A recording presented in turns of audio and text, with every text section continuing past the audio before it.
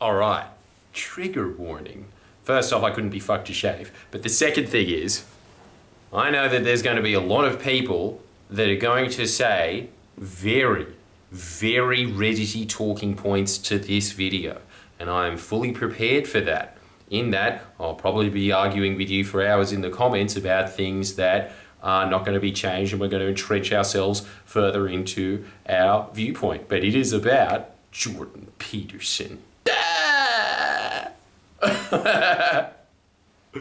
And specifically about his environmental views, because I have seen, as always, I have yet to see I'm not sure that they don't exist, but I have yet to see a person that disagrees with Jordan Peterson with such passion and vigor that isn't a complete Reddit loser, that is doing nothing of value to anything in society, has just watched a bunch of those like hour-long deconstructions of some smug fuck that sits around and uses a bunch of philosophical phrases and, you know, just fact-checks a guy that's speaking on the fly. So, you know, pretty much just me, but about people that I like. But, look, at least I'm honest about it, right? I would like to talk about it because he said an interesting point about the environment, and it is a build on the tenement point, which is why I like the guy so much, that he has found a way of expressing a couple of things, kind of like how there was the 1% movement, and it sort of shifted everyone's consciousness to the fact that, yeah, you're getting taken for a ride by a teeny select oligarchy. There was the same thing that happened with him, which was the clean your room and the lobsters, and really the essence of that was the lobster thing was just about changing your physiology. That was the essence of that. When it comes to his clean your room philosophy, cannot tell you how much I subscribe to that. Which is why when people always go, I don't believe in climate change, I don't even know if he does or doesn't. It's like very ambiguous as always with what he's saying. And the reason that everything that he's saying is ambiguous is because he's not trying to reach you. He's not trying to like create a worldview that specifically hits you. The world isn't about you, you fucking Reddit bubble dickheads, right? The world is more expansive, there's more people in there that have different views, and he's trying to get a few basic principles to them. That's my view on it anyway, is what he's saying, when he's just like very wishy-washy about it, and who the fuck cares, honestly? Like, I've met people in my life that, you know, don't believe in climate change, but they're nice people. They probably do more for the community than you do, right? So who cares? Like that guy, I can't believe it. You know the guy that saved someone's house during the bushfires? And then afterwards everyone found out that he was a Pauline Hanson voter, and you saw Twitter being like, oh God, fuck off. You weren't in the fires, you dickhead. You were sitting there on Twitter going, Scott Morrison shouldn't have been on vacation. Anyway, I'm continuing my vacation. You know? Like, it's the type of person that is always criticising him. No, I'm not having a bar of it, especially when this is his message.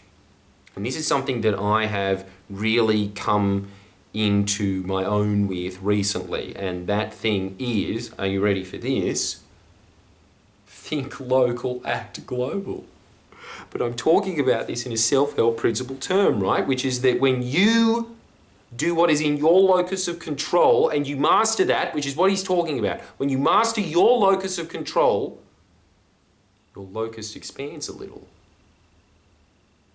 Because you're competent enough to do that. Instead of being one of these people that just fucking whinges and you know that they don't have a girlfriend, don't have a job, don't have basic life skills such as hygiene, which I clearly have intimately, right? But they don't have basic life skills. They can't even maintain proper social relationships, and yet they sit there bitching online and acting really smug anonymously because they can't even face public criticism like I'm getting right now. They'd wither away and have a cry, right? Are those people really in the position to be dumping on a guy that has saved countless people from suicide and has spent his entire life being a clinical psychologist dealing with nuts and people with low IQs and getting them jobs. He's just not in the same world. It's like why I hate people that criticise Paul Keating. It's like, oh, okay, did you give us 30 years of growth in Medicare? No, then how about you shut the fuck up? You know? Like, it's that same thing of like, you are not as good as the people that you're criticising. In no fucking universe. In no universe. Right? So, the point that he was saying is that, I heard him say about climate change, which is that it's a global problem. First off, as soon as you talk about it, it doesn't bring people together at all. And this is part of the propaganda model, which obviously he wasn't talking about. But you know, there's been intense, huge, like tens of billions of dollars, hundreds of billions of dollars pumped into the fossil fuel industry, creating doubt, creating conflict in the public. As soon as you say something about climate change, you know, 70% of people agree with you, but you've just lost 30% of people. Now, contrast that to, say, what we did recently on a video on Kosciuszko National Park, right? What is the people there that are against saving Kosciuszko National Park? A couple of people that do fucking pony tours within it and go, no, I can't get rid of the horses, then I won't be able to take tours in there, so just ruin the whole fucking park, you know? There is not the same amount of propaganda being pumped into it because it's not a global issue. It's this tiny little regional issue, but it's a very significant park. It really like stores a lot of carbon within it because the soil is so rich there. It's like some of the best water resources we have, very ecologically diverse.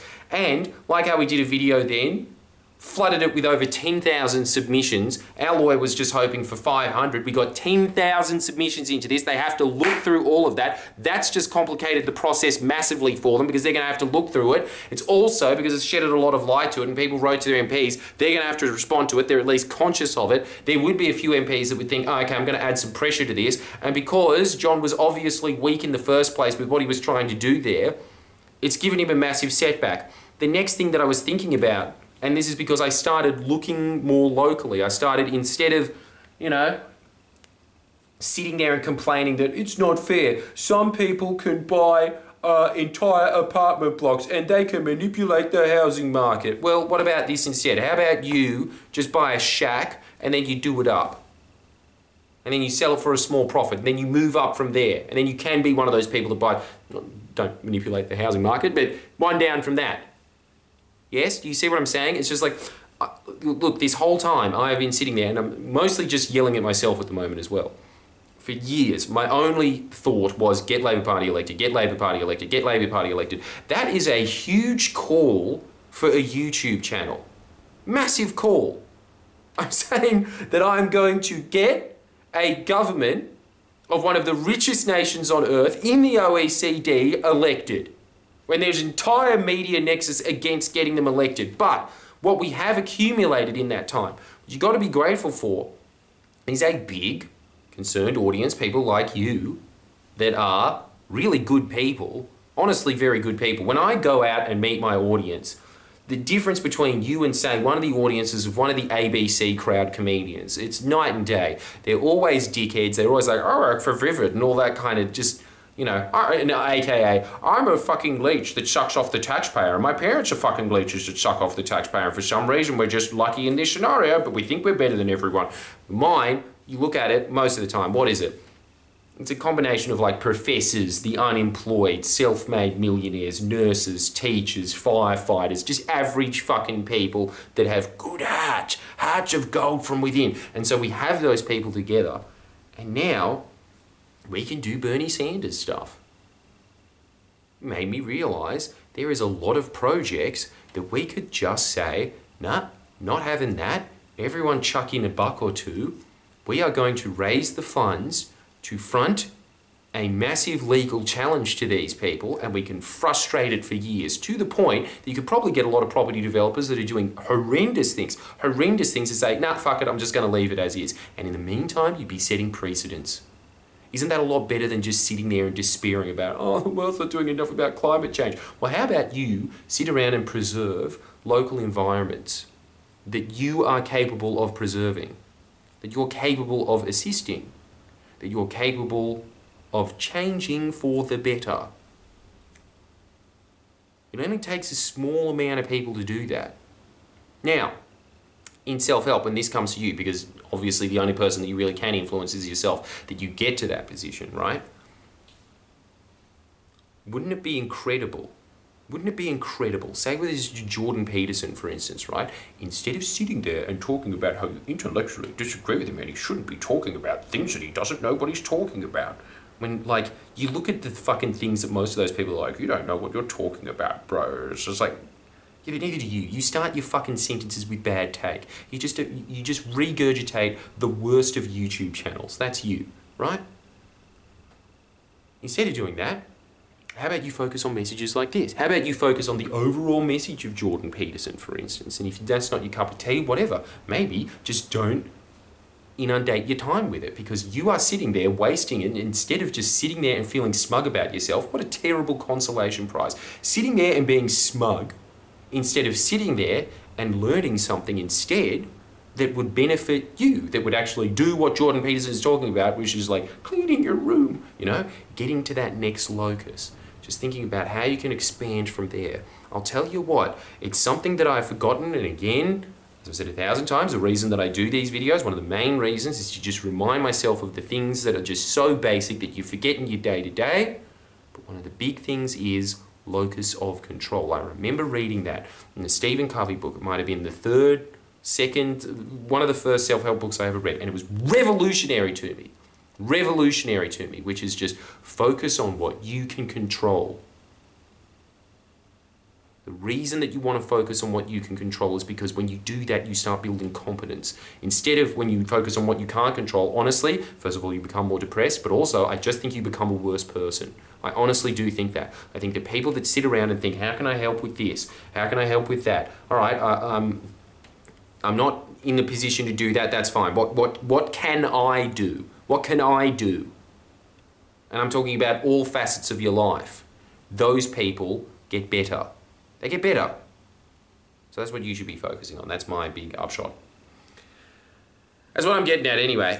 So yeah, make sure that you subscribe to this, and yes, another really important thing, something that you can do that is in your locus of control, definitely, is give me $2 or $5, and then you get exclusive access to the special self-help stuff. All the secret sauce, all of the reminders, all of the stuff that will build your life. I do think that that is one of those locus of control things. Again, if you don't have the money, whatever, there's all these free videos here for you to watch anyway. But if you do, start investing in yourself. Start doing it. And it's such a low, teeny investment. What? If you make $700 a week, $1,000 a week, most people on average, I found out that the average Australian is worth $1,500 a week. You know, like if you are just giving away,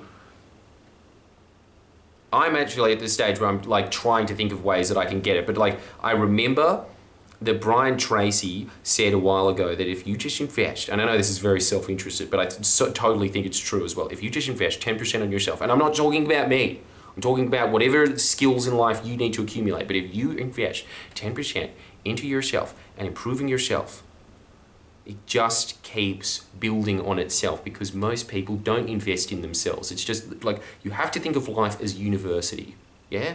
You don't ever stop. You don't ever stop educating yourself. You just keep doing it so you get better and better, and then you increase your locus of control. And when you increase your locus of control, you become more of a boss. I'll see you around.